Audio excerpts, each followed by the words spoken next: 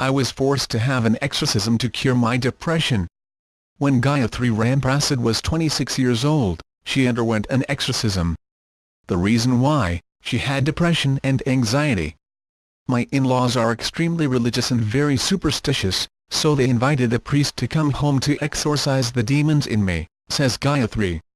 They believe that people living with mental illness are possessed by demonic spirits, so they wanted a priest to come exorcise the demons.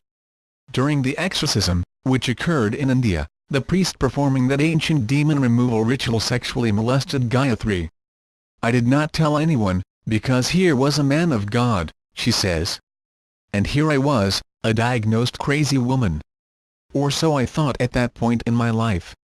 I thought nobody would believe me, and so I didn't tell anyone. My mother tells me that I was just in a catatonic sleep for days. I wouldn't talk to anybody. Gayatri grew up in India and got married at 22. It was an arranged marriage.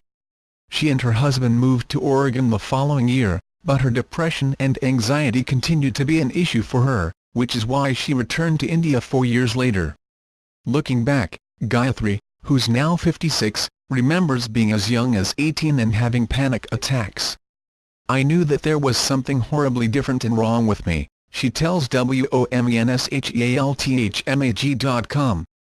I just didn't have the understanding or the vocabulary to comprehend and to explain it. It wasn't until after she was molested that Gayatri realized that she was sick or crazy. I was trying to comprehend and understand that I wasn't evil, I wasn't lazy, I wasn't possessed, but that I have an illness, she says. I needed to educate and empower myself. Still, back in America, Gayatri and her husband kept her depression a secret. None of my friends knew what I was going through, she says. We had to put on this facade of normalcy, the American dream, you know.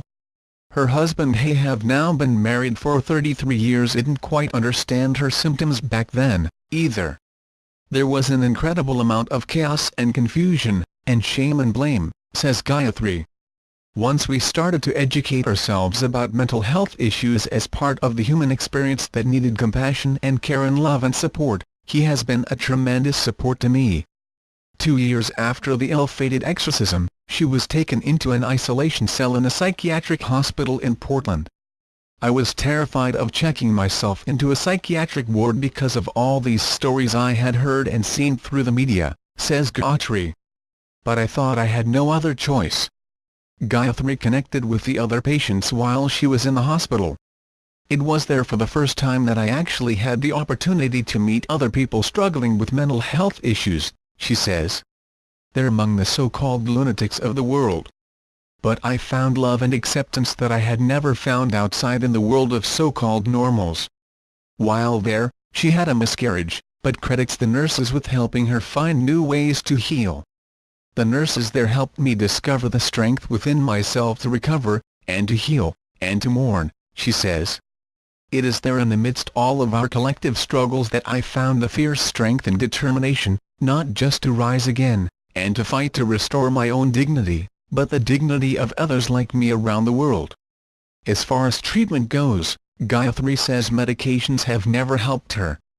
They always exacerbated the same symptoms we were trying to abate, she says. They made me more anxious, more depressed, more jittery, and made me have more insomnia, so after really, a long trial, I decided that there'd have to be other ways of helping myself. Luckily, she's found other ways to heal. Cognitive behavioral therapy has been a godsend, and a therapist taught me the incredible power that our thoughts have on our feelings and the impact they have in our behavior, says Gayatri. We have the power to choose how we respond to any given situation. She also practices transcendental meditation, yoga, and pranayama breathing. All of these things that originated in my home country of India that I never practiced, ironically, she says. I'd heard of them, and I had American teachers teaching me these skills. The practice completely transformed my life. Today, Gayatri is passionate about ending the stigma surrounding mental illness. As the founder of ASHA International, an organization that promotes mental health education, training, and support, she works tirelessly to empower those living with conditions like depression and schizophrenia. Just know that you have the power within to recover and fight again, she says.